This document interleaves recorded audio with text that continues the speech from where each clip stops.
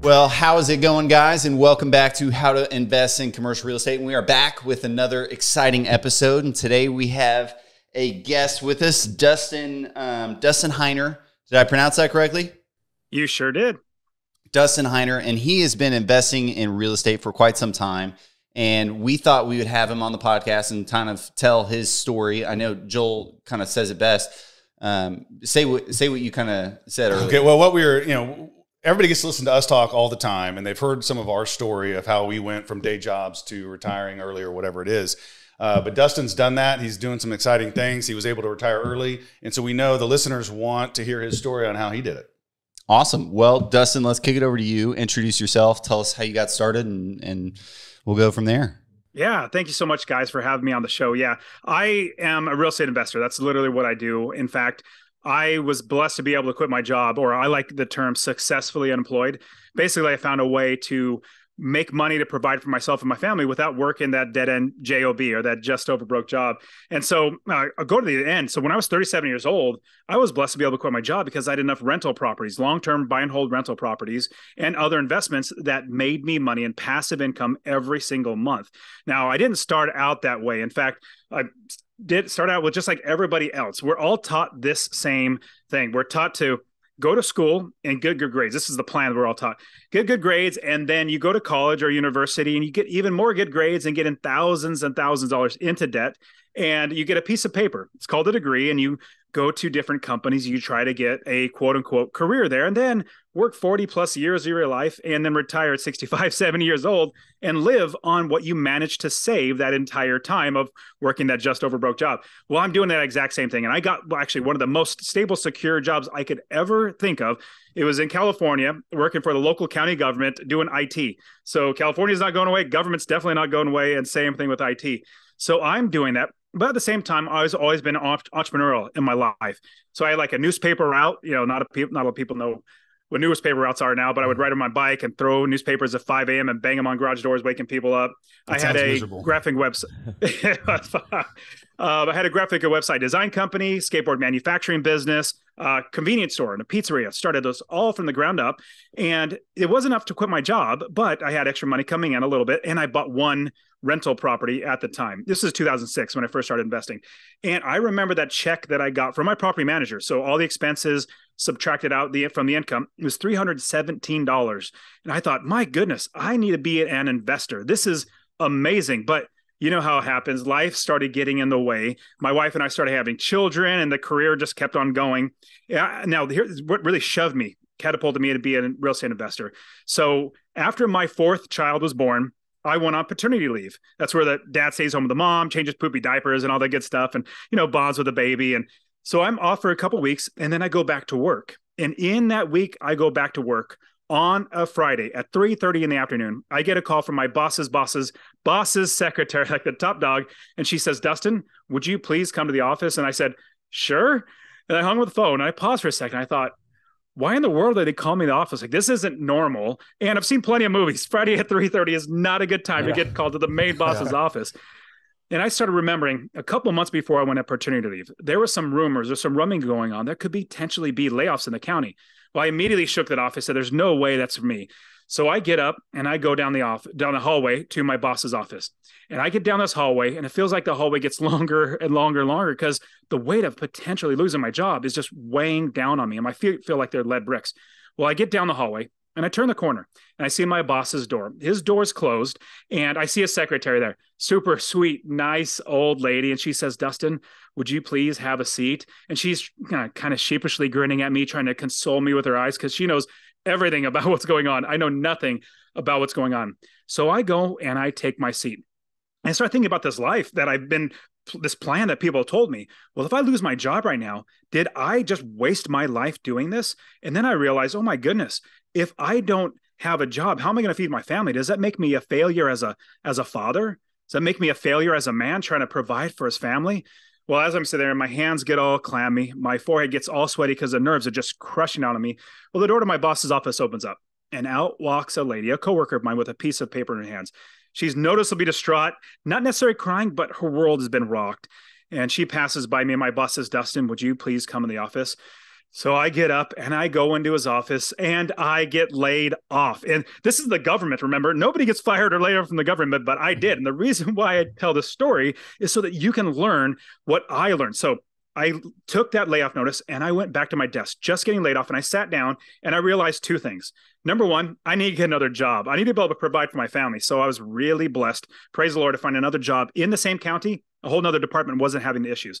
So check, I got that. Now, the second thing that everybody needs to realize, this is what I realized, was that I need to make sure that this never, ever happens to me again. I need to make sure that nobody has the ability to take away my ability to feed my family. So right then and there, I told myself, whenever anybody would ask me the question, everybody gets this question, what do you do? I would always reply, I work for the county. I do technology for the county. I'm projecting the value that I put on myself as coming from my job. No, my value doesn't come from my job. My value comes from my God, from myself, from my family. And so right then and there, I told myself every time I would always reply, I am an investor. Now, it may so happen that 100% of my money comes from my job. That's now my part-time job. I'm a full-time investor. So fast forward the story, started buying property after property after property, each one making me a minimum of $250 a month in passive income. Eventually, I had 30 plus properties and I realized, why am I working here? I'm wasting my life here. So the last part of the story, I walked away from my job for the very last time. It's a 1.5 mile walk. I'm too frugal to pay for parking. We worked in downtown. I felt like I was walking on clouds because I knew I would never, ever need a job again. And everybody listening to this, you need to realize that you will never get paid what you're worth. In fact, your boss will never pay you what you are worth. And this is how you'll know this. Your boss is paying you just enough to keep you working without quitting, but not so much that takes money out of their pocket. If you got paid with what you're worth, they'd go broke. So instead, investing in real estate for me, or starting businesses, investing in commercial real estate, syndications, land events, if you start taking your life in your own hands so you become financially independent, then you're able to make sure that nobody's able to take your ability to feed your family. So I'll pause the story because you guys probably got plenty of questions. No, that's great. That's a great story. So what you said, you bought your first house in 2006. And then you were able to retire, what year? 2017 is when I was finally able to retire. It's 2016 in December is when I was getting my layoff notice, but a couple of weeks, it was January 2017. I love that because that's practical. Yeah. And it's interesting. I mean, we might be the same age. The story is mirroring my own. I retired from my day job at 37, and I think it was in 2016. I started investing. I bought my first house, I believe, in 2003 or 4. So really, really similar. So you had your first house, but then you said that with the layoff that you got, it sparked you to buy more real estate. What was the plan? How did you go about acquiring more real estate? Because that's what people will be interested in. Hey, how did you go start buying all these houses? That's a great question. And well, I'll tell you the wrong way that I did. And so in 2006, everybody has probably seen these. I was watching TV late at night. I didn't have anything other than a job and a couple other things going on, but I was watching TV late at night. And one of those late night infomercials came on. They said, hey, we're going to come to your town. We have a free 2-hour seminar to teach you about real estate. And I was so excited. I was like, that's great. Let me go ahead and do that. So I went to that 2-hour seminar. It was horrible. It was all hype, all sales pitch. And they said, now run to the back. And it's normally $50,000, but it's $1,000 today. So I was like, yeah, I ran to the back. I got a sucker for that. So I ran to the back, spent $1,000. There was a 2-day seminar, all more hype and more sales pitch for an $80,000 course, $100,000. It was bad, but I took what little they told me and I implemented that. And the sad thing is my property manager started stealing from me within 6 months because they didn't really, my belief now is that they just regurgitated what other people say. Well, now I realized how to do it. What's the wrong way, which is what happened. And I'll quickly give you the wrong way, but I'll give you the right way of how I then scaled the business. Now, the wrong way, what the quote unquote gurus will tell you, is you find a property anywhere in the country. You run the numbers, which means you make sure your expenses are lower than your income from your rents by like $25. But remember, this is 2006. So it's saying, and you'll get appreciation, which is what you're investing for, which I'll pause this. I don't invest for appreciation. I am literally getting generational wealth. I will give these properties to my kids and I still make money. Like the homes I own since 2006, I still make money. In fact, they're making me $500, $600, $700 a month. Well, then they said, Once you run the numbers, then you spend thousands of dollars to buy the property, then spend thousands of dollars to fix up the property, and then find a tenant, and then try to find a property manager after you're all done. Well, I did that, and my property manager started stealing from me because I didn't do it the right way. In my opinion, that's just about backwards. Let me quickly give you the right way and show you how I scaled it, because from that one property to eventually getting 30 plus properties before I quit, I had to scale it fast because I wanted to get out of that job. So here's what I did. I realized that it takes not a property that is your business, which is what the gurus will tell you. It's your business owns inventory. So here's what it looks like. If you're going to start a convenience store, convenience store, candy bars and soda machines and all the good stuff.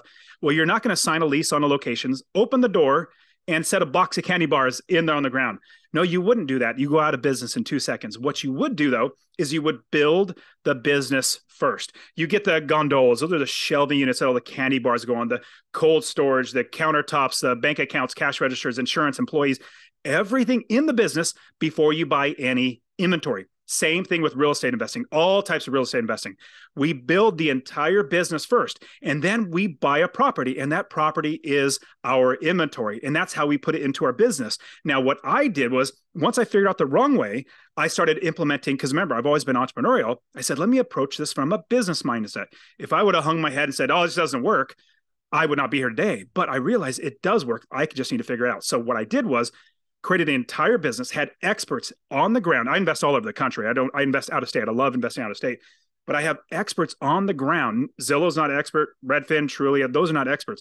Who are the experts? It's the property managers, the contractors, the roofers, the plumbers, the handyman, the realtors, and everybody in the business before you buy any properties. Once you have the business built, they are going to help you to make sure you do it right. And that's how you scale the business, is you then just buy the next piece of inventory and put it into your business. Does that all make sense?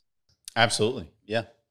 Yeah. I mean, do you focus on like a few key cities? Because obviously you can't have all of those people as part of your business, but they're advisors in a particular market that you say you're going to maybe go after? Love it. Yeah, absolutely. So every city that I invest in, I think I'm in 5 cities now personally, and all my students that I coach, we're all over the country. But what we do is every city they go to, it's almost more like every county. So usually one property manager will, cover the entire county, but it just depends on the area. So let's say, and remember, we're starting a business. You would not start a business that you could not buy any inventory for. What you would do, though, is you'd make sure there's inventory. So what I do, every city that I go into, I make sure that there's good inventory, the types of homes that I want to buy. And here's my suggestion: cookie cutter type homes. These are homes that everybody either wants to rent or buy. 3-bedroom, two bath, 1,200 square feet to 1,700 square feet. Not too small that families don't want to live there. Not too big that there's extra walls to paint and carpet and everything like that. But we make sure that there's inventory in that city. From that, we make sure that we're going to make, and here's my suggestion. This is how I was able to scale my business to quit my job. I try to make sure that I'm always making $250 or more in passive income from every single property. And in doing that, once I have the inventory, then I build the business. So I have all the people on the ground running the business. And here's an example how you would know you have right people. So let's say you do all the wrong ways as the gurus tell you.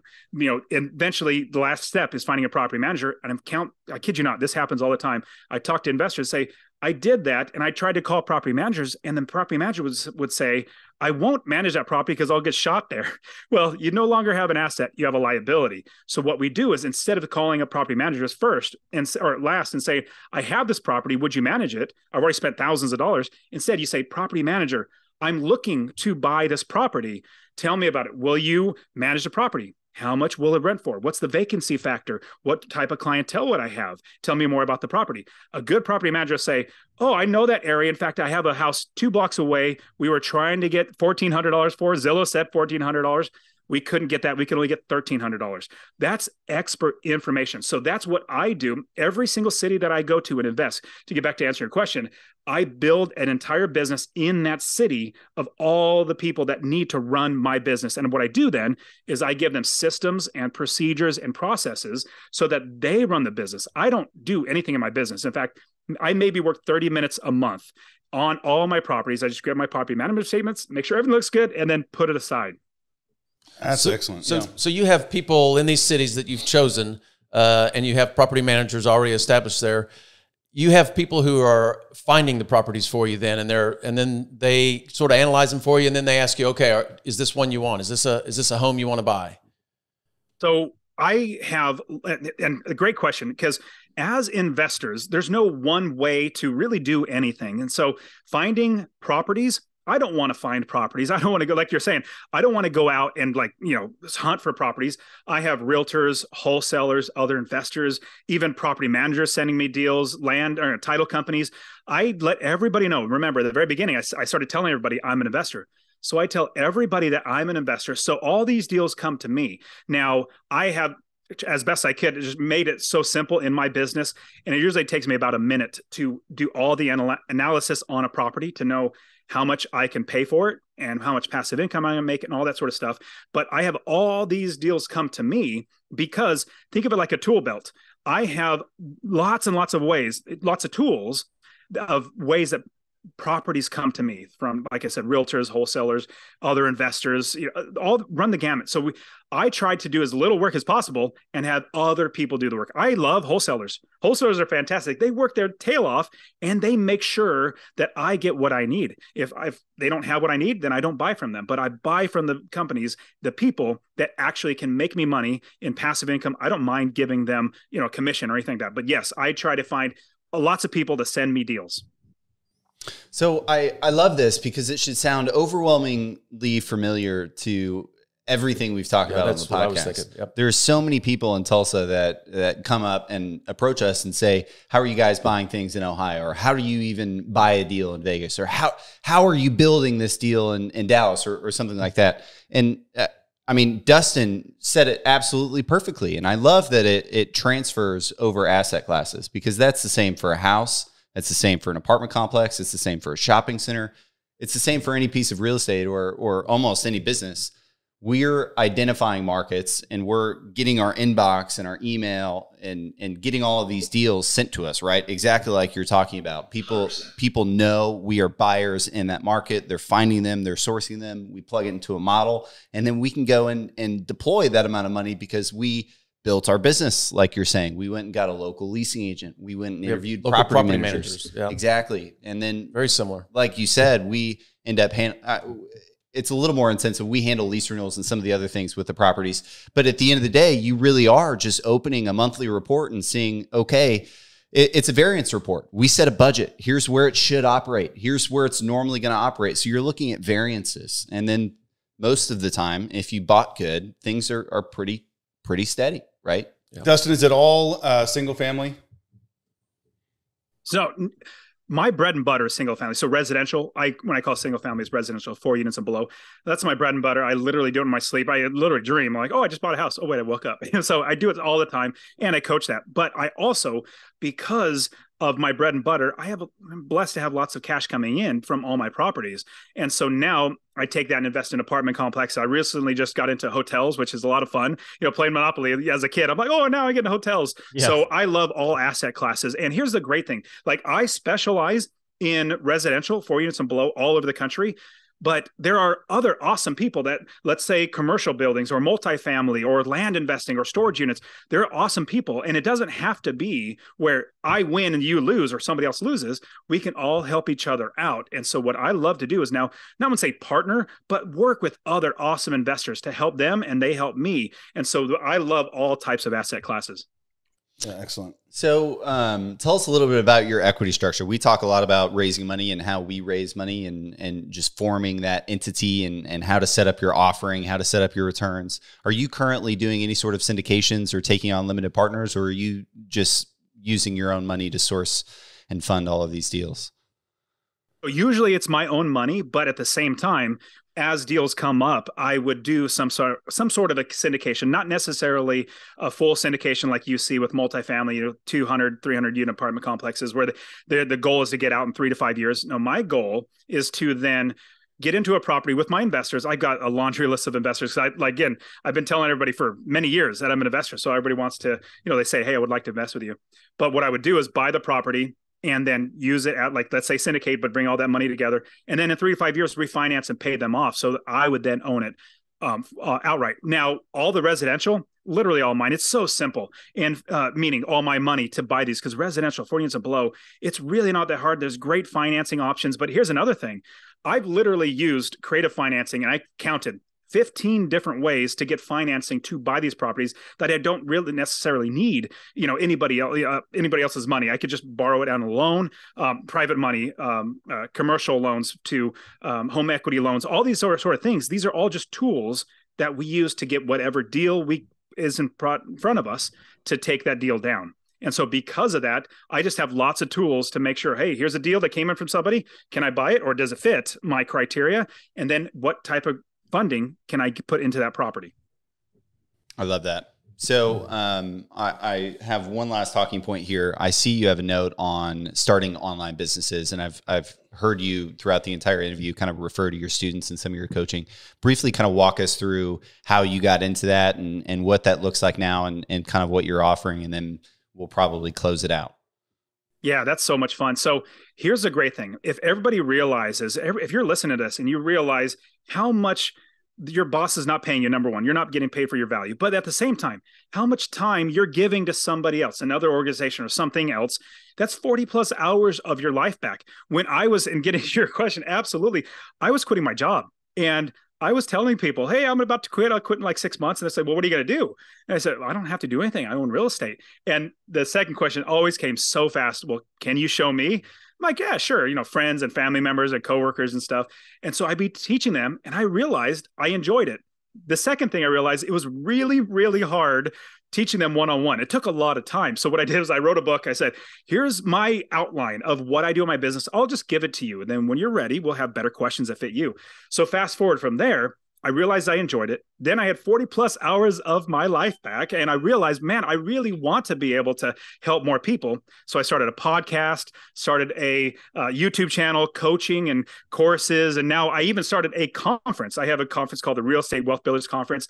All types of investing, from syndications to commercials to land investing, storage units, all that good stuff. But this conference now is basically my entire audience. I'm bringing at least 100 people for my audience, but I have 43 other speakers that are friends of mine that have their own podcasts, their own students and everything, just like me. And we're all coming together to help more people out. But that's what I love, is that when you have your life back, 40 plus hours of your life back, you can build businesses, get investments, and then I love to look at generational wealth. Like, you can't give your job to your kids. You can't do that. But what you can do, build businesses, buy real estate, buy precious metal, buy things that are tangible to then pass them down to your kids. And it just keeps making money over and over. Same thing with online businesses. All my online businesses, I do literally have my kids work into my business. In fact, my daughter, she's 14, my oldest daughter, she's 14. I have a podcast, my own podcast called Master Passive Income. She edits it. I have her edit. I pay her money to edit the episodes. So that's the thing I love to be able to do. Bring my kids in. I have more time to spend with them because now I have the money. There's 4 things that we should strive to leave in our life or have in our life. The legacy of money, so we can buy whatever we want. Then that leads into the legacy of time, so we can do whatever we want with our time. That legacy leads into the relationship legacy. I'm blessed to have got 3. So the relationship, I now have more time to develop into my family. The last one, where I'm at now, is the service legacy. Everybody should strive to get to the service legacy, because I found the more people that I help invest to have great properties to rent, or even just coaching them, whatever it might be, the better my life gets and the better their lives get. And the great thing about this is I'm now seeing my students. I think I've got like thousands of students now, but I'm seeing my students retire. It took me about 10 years to retire and become successful employed. They're doing like 2 or 3 years, because they're seeing what I've done, and I'm helping them skip over the problems that the loss of money and all that sort of stuff. Sure. And now they're being successful. So imagine 40 plus hours of your life back developing to yourself and your own businesses. Guys, Successfully Unemployed, go check him out, get his book. It's so good to hear other success stories. Each time you hear a success story, you have something to rely on in your brain. It goes to work on, how do I solve my problem of becoming financially independent? And great examples like Dustin's will help you. Dustin, thank you so much for coming on the show today, man. Yeah, congrats on the success for sure. Thanks, guys. Hey, I do have a free course I just love to give out, just get people started. You mind if I share that with everybody? Yeah, absolutely. Yeah. Awesome. So I have a free course, literally walk you through everything, the blueprint of everything. And people have actually invested with just that. If you text the word rental, you're already on your phone, listen to this, text the word rental, RENTAL to 33777. Very simple. Rental to 33777. I'll give it to you, show you how to find an area in the country, anywhere to invest, how to build the business, how to scale the business to quit your job. You can even go to masterpassiveincome.com/free course. All one word, /free course. I'll give it to you. You can even find me on my podcast, the Master Passive Income Podcast. It's really a solo show. I just give out all this content, just try to give it out for free. But then also, if you want to find me on Instagram, I like Instagram. So you can DM me on there. I'm the Dustin Heiner. So THE Dustin Heiner. And guys, I'm not that arrogant. It's the only handle I could come up with. But find me on the Dustin Heiner. And I love helping people out. Awesome, man. That's great. Awesome. Thank you so much, Dustin. And everyone else, we will catch you next week on how to invest in commercial real estate.